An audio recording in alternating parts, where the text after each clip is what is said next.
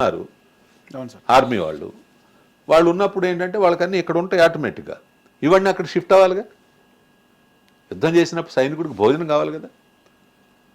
వెపన్స్లో ఏవైతే మనకి బుల్లెట్స్ ఉంటాయో అవి కావాలి కదా. ఎప్పటికప్పుడు వాళ్ళు సప్లై చేస్తూ ఉండాలన్నమాట. అంటే ఆ విభాగాలన్నీ కరెక్ట్గా సన్నిద్ధం కావాలి, అన్నీ కూడా బోర్డర్కి వెళ్ళిపోవాలన్నమాట. So it's take little bit time. మిగతా టైం లాగా ఉండదు, ఎక్కువ టైం ఉండదు. టక టక టక టక అయిపోతుంది, చాలా ఫాస్ట్గా ఉంది. సో ఒకవేళ యుద్ధం డిక్లేర్ చేస్తే మాత్రం మనకి ఇబ్బంది లేదు. కానీ యుద్ధం జరగకూడదనే కోరుకోవాలి మనం. ఎందుకంటున్నా అంటే యుద్ధం జరగకూడదని ఎందుకు అంటున్నా అంటే, ఇప్పుడు వాడెవడో టెర్రరిస్టులు వచ్చేసి దాడి చేసిన తర్వాత ఒక దేశం మీద ఇంకో దేశం యుద్ధం చేసినప్పుడు చాలా నష్టం జరుగుతుంది. ఇటువైపు ఉన్నవాళ్ళు చనిపోతారు, అటువైపు ఉన్నవాళ్ళు చనిపోతారు, ప్రజలు కూడా చనిపోతారు. ఇప్పుడు ఇక్కడ హైదరాబాద్లో బాంబింగ్ జరిగింది అనుకుందాం, ఎగ్జాంపుల్. ఎందుకు లేటెస్ట్ వెపన్స్ వచ్చినాయి కాబట్టి సామాన్య ప్రజలు కూడా చనిపోతారు కదా. అట్లాగే దేశానికి దేశం సపోర్ట్స్ ఎలా ఉంటుందో కూడా ఇంకా కరెక్ట్గా చెప్పలేం. ఇవాళ ఒకవేళ యుద్ధం జరిగితే నాకు తెలిసినంత వరకు మనకే ఎక్కువ సపోర్ట్ ఉంటుంది. బికాజ్ వాళ్ళు చేసిన పని తప్పు కాబట్టి. అమెరికా 100% సపోర్ట్ చేస్తుంది, రష్యా సపోర్ట్ చేస్తుంది, మిగతా ఈవెన్ ముస్లిం కంట్రీస్ కూడా మనకే సపోర్ట్ చేస్తాయి. ఆడు ఏకాకి అవుతాడు పాకిస్తాన్. అది బెలూచిస్తాన్ కావచ్చు, ఆఫ్ఘనిస్తాన్ కావచ్చు, బంగ్లాదేశ్ కావచ్చు, ఎవరు కూడా టెర్రరిజాన్ని ఎవరు ప్రోత్సహిస్తారు? ఒకవేళ యుద్ధం అంటూ జరిగితే టెర్రరిజం మూలంగానే కదా జరిగేది. దానికి ఎవరు కూడా సపోర్ట్ చేయరు. సో ఈ విన్నర్ ఏంటి రన్నర్ ఏంటి ఇక్కడ ప్రధానం కాదు. ఇదేం క్రికెట్ మ్యాచ్ కాదు విన్నర్ రన్నర్ అని చెప్పుకోవడానికి. చాలా భయంకరంగా ఉంటుందన్నమాట. బోల్డ్ అంత నష్టం జరుగుతుంది, రెండు దేశాలకి నష్టమే. సో మనం ఎప్పుడు కూడా యుద్ధం మనం ఎప్పుడు సన్నద్ధులై ఉండాలి, ఎప్పుడు వచ్చినా కూడా ఎదుర్కోవడానికి సిద్ధంగా ఉండాలి. అంతవరకు కరెక్టే. కానీ యుద్ధం జరగాలని మాత్రం మనం కోరుకోకూడదు. సార్, ఇప్పుడు ప్రధాని మోదీ గారు కూడా ముఖ్యంగా ఈ సింధు జలాలకు సంబంధించి ఇండస్ వాటర్ ట్రీటీని నిలిపివేయడం జరిగింది. ఇది పెద్ద ఎఫెక్టే కదా సార్ పాకిస్తాన్కి? వాళ్ళు ఈ విధంగా చేయొద్దని కూడా వాళ్ళు ఒక సమావేశంలో చెప్తున్నారు కదా సార్. ఇప్పుడు కరెక్టేనండి. మీరు నాకు వీలైనంత వరకు హాని చేస్తుంటే మీకు అన్ని ఫెసిలిటీస్ నేను ఎందుకు కల్పిస్తాను? It's fact. ఇప్పుడు ఎక్కడైతే ఇప్పుడు వాళ్ళకి వాటర్ బంద్ చేస్తే వాళ్ళ పంటలు బండవు, అక్కడ పౌరులకు ఇబ్బంది పడతారు. దానికి కారణం ఎవరు? అక్కడ ప్రభుత్వం, అక్కడ టెర్రరిజం. సో మనం చేసేది కరెక్టే కదా. ఇప్పుడు నేను ఇందాక ఏం చెప్పాను, యుద్ధం రావటం మంచిది కాదు అన్నాను. అలాగని చెప్పి వాళ్ళు కయ్యాన్ని కాలు దిగుతూ మన మీదకి వస్తుంటే మనం చూస్తూ ఊరుకుంటామా? సో మోదీ గారు తీసుకున్న నిర్ణయం అనేది 100% కరెక్టు. సింధు జలాల ఒప్పందం ఉంది, దానికి కూడా ఉంది. కానీ దాన్ని అతిక్రమించి వాళ్ళు ఇష్టం వచ్చినట్టు ప్రవర్తిస్తున్నప్పుడు ఈ ఒప్పందాన్ని తాత్కాలికంగా నిలిపివేసినారు. 80% వాటర్ పాకిస్తాన్కి వెళ్ళేది అక్కడ నుంచే. వాళ్ళ పరిస్థితి ఏంటి సార్? వాళ్ళ సోర్స్ ఏంటంటారు? ఇప్పుడు సోర్సెస్ ఇప్పుడు పోయినట్టేనా? 100%. ఇప్పుడు మనకు వాటర్ సప్లై లేదనుకోండి హైదరాబాద్కి, ఏంటి మన పరిస్థితి? స్నానానికి నీళ్ళు ఉండవు, తాగడానికి నీళ్ళు ఉండవు కదా. నీరు అనేది ఎంత అవసరం, గాలి అనేది, నీరు అనేది నిత్య. మిగతా వీటన్నిటికంటే అవి రెండు లేకుండా మనం బతకలేము. అంతే సార్. సో అది బంద్ చేస్తే కానీ వాళ్ళకి బుద్ధి రాదు అనేది ఉద్దేశం. అది తాత్కాలికంగా ఉంటుందా, పర్మనెంట్గా ఉంటుందా అనేది that is depend on the circumstance. తర్వాత జరిగే పరిణామాలను బట్టి ఉంటుంది. వాళ్ళకి బుద్ధి వచ్చి మేము తప్పు చేశాము, మేము కూడా టెర్రరిస్టులతోటి ఫైట్ చేస్తాము, టెర్రరిస్టును ప్రోత్సహించము, మా దేశంలో టెర్రరిజాన్ని అంతమొందించడానికి మీ సపోర్ట్ కావాల్సి ఉంటుంది, లేదంటే మేమే అంతమొందిస్తాం అనే పద్ధతికి వచ్చారనుకోండి, వాళ్ళ దేశంతో మనకేం పని? వాళ్ళని మనం ఇబ్బంది పెట్టాలని. ఎందుకు సార్ కాశ్మీర్ వాళ్ళకి కావాలా? పాకిస్తాన్ అండర్లోనే కాశ్మీర్ ఉండాలా? అది ఎప్పటి నుంచో ఉందండి. ఎందుకు సార్ అంతగానో పట్టేందుకు? ఇప్పుడు 1947లో విడిపోయినప్పుడే తర్వాత వాళ్ళు కొంత ఆక్యుపైడ్ పాకిస్తాన్ ఉంది కదా, okay, Pakistan occupied Kashmir okay. ఇప్పుడు అది ఒకటి ఇంతవరకు తేలట్లా.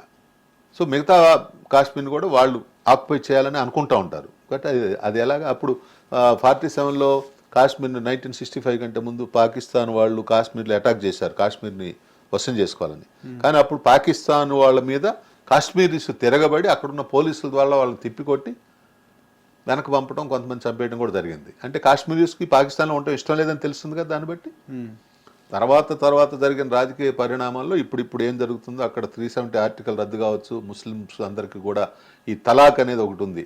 ఇప్పుడు మీరు ఒక ముస్లిం అయినంత మాత్రాన ఇష్టం వచ్చినన్ని పెళ్ళిళ్ళు చేసుకొని ఇష్టం వచ్చినంత సంతానాన్ని కన్న తర్వాత నీకు భార్య ఇష్టం లేని పరిస్థితి ఏదో వచ్చేప్పటికల్లా తలాక్ తలాక్ తలాక్ 3 సార్లు అంటే సరిపోద్దా? వదిలేస్తే అమ్మాయి పరిస్థితి ఏంటి? ఆమె ఎలా? ఆ పిల్లలు ఎలా? వాళ్ళ పరిస్థితి ఏంటి? నువ్వు మగోడు కాబట్టి నీకు ఇష్టం వచ్చినట్టు పెళ్ళిళ్ళు చేసుకుంటూ నువ్వు అనుభవించుకుంటూ పోవటం కరెక్టా? అది రద్దు చేసింది కదా. అది ముస్లిం స్త్రీలకు ఎంత మేలు చేసినట్టు. సో ఇవన్నీ ఏంటంటే వాళ్ళకి గిట్టుబాటు కావట్లా. వీళ్ళు బురఖా వేస్తారు. అంటే బురఖా వేయటం అంటే అది ఒక స్త్రీని తన యొక్క దీన్ని కాపాడుకోవటానికి మంచి పద్ధతి, దాన్ని ఎవ్వరు కాదంటారు. మరి మిగతా ఆడవాళ్ళని వాళ్ళు ఇష్టం వచ్చినట్టు చూడవచ్చా? ఎగ్జాంపుల్ నేను చెప్పేది. ఓకే. ఇప్పుడు లేడీస్ అనేది అందరూ ఒకటే, స్త్రీలను గౌరవించాలి మనం. వాళ్ళ సిస్టమ్ కరెక్ట్, వేసుకుంటున్నారు, తప్పు లేదు. కానీ నువ్వేం చేస్తున్నావు, నీ ఇష్టం వచ్చినట్టు నువ్వు ప్రవర్తిస్తున్నావు. మగవాడైనంత మాత్రం ఆ విధంగా చేయకూడదు. వాళ్ళ యొక్క స్వేచ్ఛకు భంగం కలిగిస్తున్నాము అనే ఉద్దేశం అన్నమాట ఇట్లాంటి విషయాల్లో. ఇది హ్యుమానిటీ గ్రౌండ్స్ కిందకు వస్తుంది వాస్తవం చెప్పాలంటే. సో ఫైనల్ చెప్పేది ఏంటంటే, యుద్ధం అనివార్యమైతే 100% యుద్ధం చేయక తప్పదు. ఒకవేళ చేయటం అంటూ జరిగితే మాత్రం పాకిస్తాన్ చాలా ఇబ్బంది పడుతుంది, ఇది పక్కా.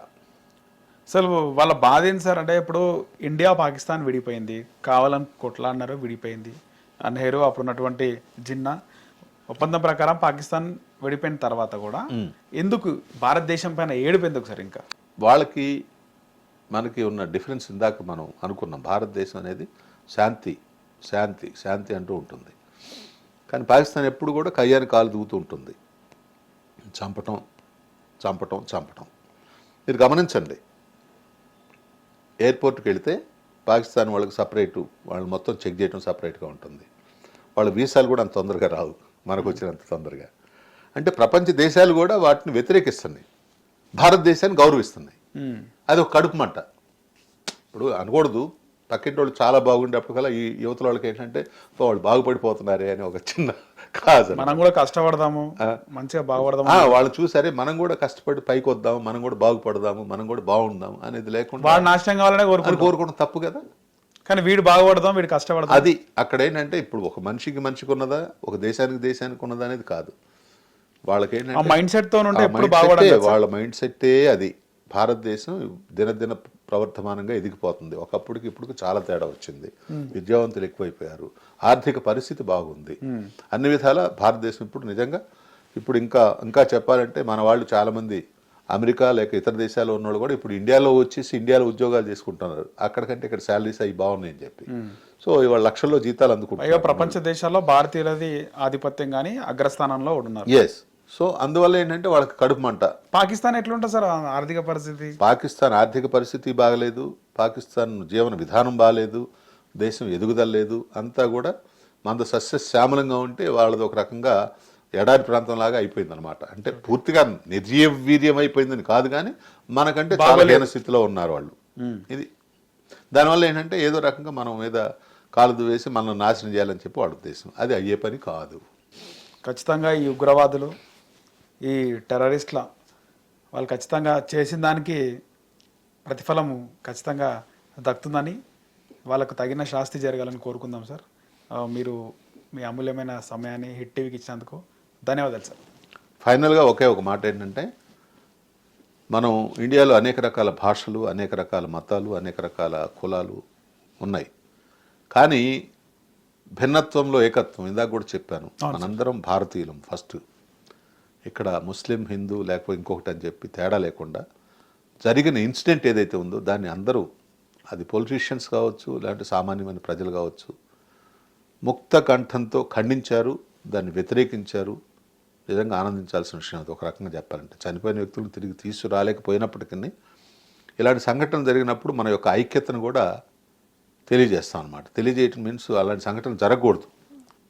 జరిగిన తర్వాత జరిగిన పరిణామాలు మీరు చూశారు. సో ఈ ఐక్యత ఇలాగే ఉండాలి.